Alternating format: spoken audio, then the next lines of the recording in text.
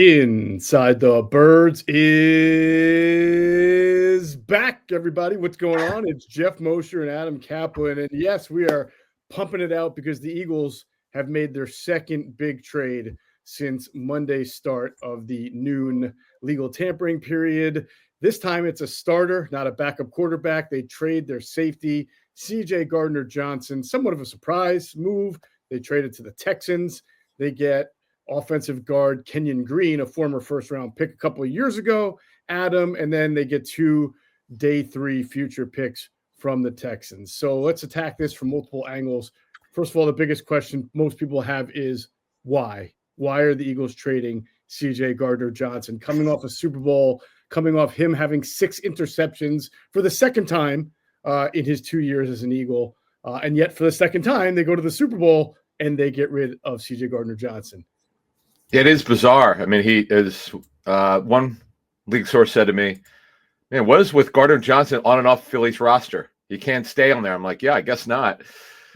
So guy's a good football player. And I get it. There's a lot of negativity now from Eagle fans, just perusing X when it's actually working, which is it's been down at times for the last 48 hours. But it's surprising. We're rarely surprised by anything because we usually know what's kind of trending behind the scenes, but this one, to me, they don't have anyone to replace him based on what CJ does. Not you could find guys who are really good post safeties who attack the ball and find the ball like he does, but this is somewhat about Sidney Brown getting in there. Right now, he would be a starting safety with Reed Blankenship, who, by the way, Eagles, they extended his contract last year. He's vastly underpaid. We'll see if they address it to redo his money. But bottom line is this is about getting Sidney Brown in there. Think cash, not cap. It's nothing to do with the cap. It's all about cash. The cash savings here, Kenyon Green, we'll break him down. We got a lot of information on him. Kenyon Green set to he's on the final year of his rookie deal. He was actually drafted 4 years ago. Back to 22, he's a first-round pick for the Texans. His fifth-year option is due on May 2nd, by May 2nd.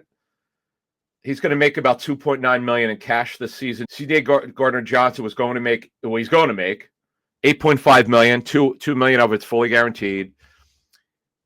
Part of that $8.5 million, he's got a non-guaranteed option bonus of about $6.5 million due. So the Texans obviously are going to pick that up because he's on their roster. Mm-hmm. Eagles would have had to make a decision on it before it became due sometime this year. So that plays into it. And clearly the Eagles wanted to move him. You don't make a trade like this. When there's an unknown, right? Because Sidney Brown, again, is a box safety. He's not a post safety like Gardner-Johnson.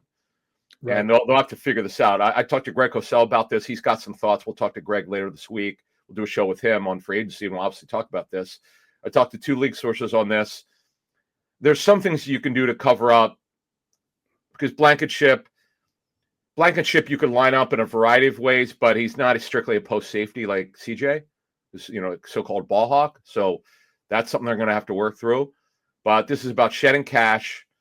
This is about Kenyon Green, a former first-round pick. We're going to break him down totally. Unfortunately, he's had a lot of injuries, but we'll break him down. He was a first-round pick. And they're this is an offseason where, they're not signing players right now. They're not. Although we're talking about get players from other teams, they re-signed Bond, which is huge, and they redid sort of Barkley's deal. Yep. So, but in generally going forward here, they're shedding cash. That's what this is about. It's nothing to do with the cap. For people who don't understand it, I don't know why even people talk about the cap as much as they do. It has there's literally no cap impact on deals anymore. It's about cash, not cap.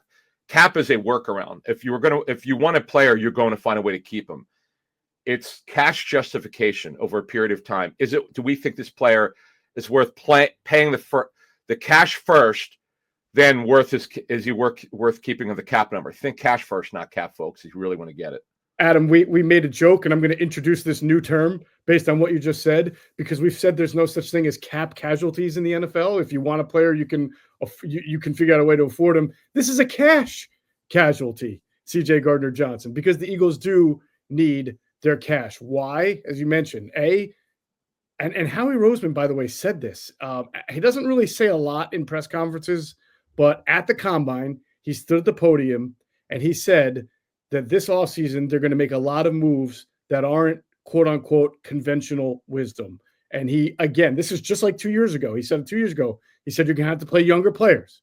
We're going to have to do things to get younger players in positions, not just to get younger players in positions, but to also have cash to do other things. We talked about Cam Jurgens' extension. You just mentioned Reed Blankenship, who will be due for an extension. He is underpaid, especially if they're going to continue to start him, right? Yep. Maybe Nakobe Dean, depending on what they want to do with him or not coming off the injury, but he would be eligible after 3 years. So I'm not saying it's definite, but I'm just talking about players who are going to be owed extensions, which come with cash up front. So I thought about this too. Could they have made it work with CJ Gardner-Johnson? Yes, they could have. However, could you have guaranteed that this time next year, when you really wanted to save more cash, the number would have been more? Could you have traded him for 2 picks and a player? Because the guy has had trouble staying healthy. He has a little bit of reputation. Now, he's not for everybody, as because he can be a little bit mouthy. So they had an opportunity here to get 2 picks and a player who could potentially be a reclamation project for Jeff Stoutland, who just did it with Mekhi Becton. And maybe this is a sign Mekhi Becton is definitely not coming back. And again, you bring in Kenyon Green. He is a former first-round pick. He didn't play that well even as a rookie. I mean, I think he played okay, but like you said, had the shoulder issue that pretty much put him out his entire second year. Last year, in and out of the Texans lineup. So he's definitely a reclamation project. There's no guarantees it's going to work out here. Yep. But the bottom line is they got optionality. They got a player and 2 picks for CJ coming off one of CJ's best years and one of the few years that he stayed healthy almost the entire season. So you understand that move from a cash standpoint. Does it make the Eagles better? It does not. I mean, I think that's truly obvious. And you look at the Eagles defense, and now they've lost Josh Sweat, Milton Williams, CJ Gardner-Johnson, and most likely we'll see what happens with Darius Slade. That means 4 of the starting 11 aren't coming back, but free agency isn't done. And that was another thing Howie said. Yep. He said, don't just judge us on the first few days of free agency. Some of his best moves come later in free agency. Not only that, you've got the draft coming up. There'll be some players who are cut, some free agents and don't get the deals that they want. Yeah, you've got months people want instant gratification. They want moves. That's not the way you win, folks. You let the market settle. The Eagles are always going to be detailed and planned like every NFL team does. They don't do this on a whim. These things are thought out. I know it looks crazy. Look, we don't disagree with you. They took a downgrade here. Now, and we'll see what they do going forward to alleviate this issue. We just talked about to start this show here. C.D. Brown now becomes a starter for now. We'll have to see what they do in terms of competition. But Kenyon Green's an interesting player. He was a left guard, not a right guard. Now, our expectation right now would be he would compete against Steen for the starting right guard job, and you mentioned Mekhi Becton. Becton, as we speak, is still not signed with anyone. So, yeah, you would think that this would kind of eliminate him from coming back, but you never say never. True. Because he could play tackle and not just guard. But the bottom line is we stand right now, it sure looks like when you make a trade for Kenyon Green, who's on the final year of his rookie deal, which is guaranteed, by the way, of this salary is very light at $2.9 million. It's cost effective. See what he can do playing the other guard spot. Maybe he's been cross-trained before. We're not sure about that, but the belief here is that he'll compete against Steen, and we'll see what happens. But the other part about this is with his shoulder, the shoulder injury in season, he had another shoulder injury. He missed 2023 the entire season due to torn shoulder labrum. We don't know which shoulder that was, but the injury last season, which put him on IR with a dislocated shoulder, that was his left shoulder. So you worry about that. And by the way, every single NFL trade is contingent on the players passing a physical. So just let's keep an eye on that. It's very rare for a player not to pass a physical, but he's got to pass a physical for it to be official. Right. So at right guard, the situation right now, before the Eagles make any other additions and draft or free agency or the trade market, is Tyler Steen, Kenyon Green. They drafted Trevor Keegan last year. To our knowledge, he is viewed as a left guard, and he only played left guard, but eventually Stoutland figures out a way, like he did with Sua Opeta, to cross-train a guy and at least try to get him to be a right guard. He is a draft pick, so you have to factor him into the mix there. So that's 3 guys right there. that come to mind. Darian Kennard is a guy, again, who in his last year in the Chiefs practice squad was a guard.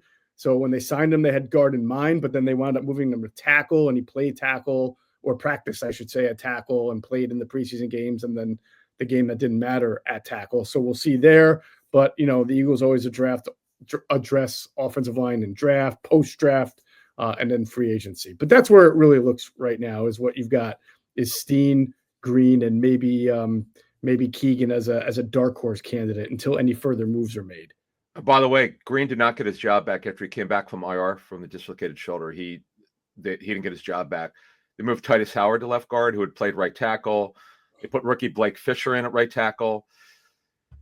It's a tough thing for him to come back from the shoulder injury, and he was very available they were looking to move Kenyon Green, is the word we got. So, but now here's the question: we have not heard this. Were they shopping CJ Gardner-Johnson? You would assume they were. When you're moving a guy like that, who's a really good football player, you would think they're shopping him, but we just don't know that. They did a great job of keeping it quiet as they are. Yeah. We had not heard. Usually you hear things come out. I mean, hell, we heard Goddard was being shopped at the right at the combine. Then in overdrive now, a lot of there's a lot of news out there on this, but I'm like a lot of people though. I'm still puzzled.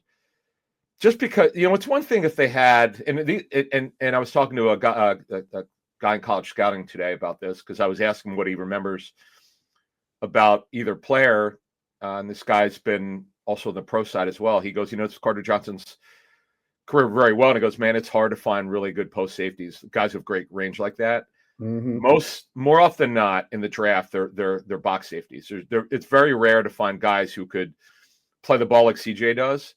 And that's the thing, like you hate to lose here, It's just it's hard to find guys like that. So the pressure is clearly on Sidney Brown in year 3 to not just be a good special teams player, to come in, fill a void. He'll have competition because the Eagles just don't hand jobs like that to guys who haven't proven it.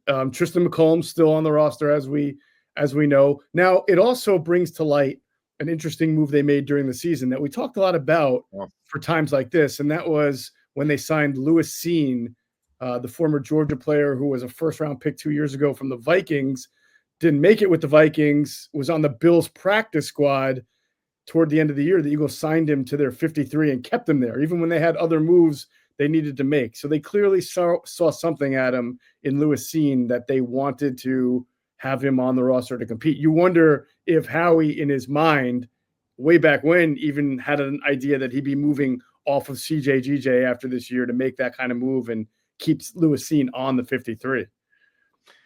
Yeah, that was an interesting move. We were told with Lewis Seen that the Bills were actually cross-training him as a linebacker, which is kind of fascinating. But getting back to really what he is he's a safety.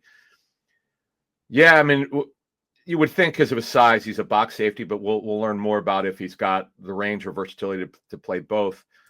Lewis Seen, for those who care, will make a non-guaranteed money of $1.03 million this season. He's on a 1-year deal, and that's it. I mean, that's it. Again, we're only in March here, folks.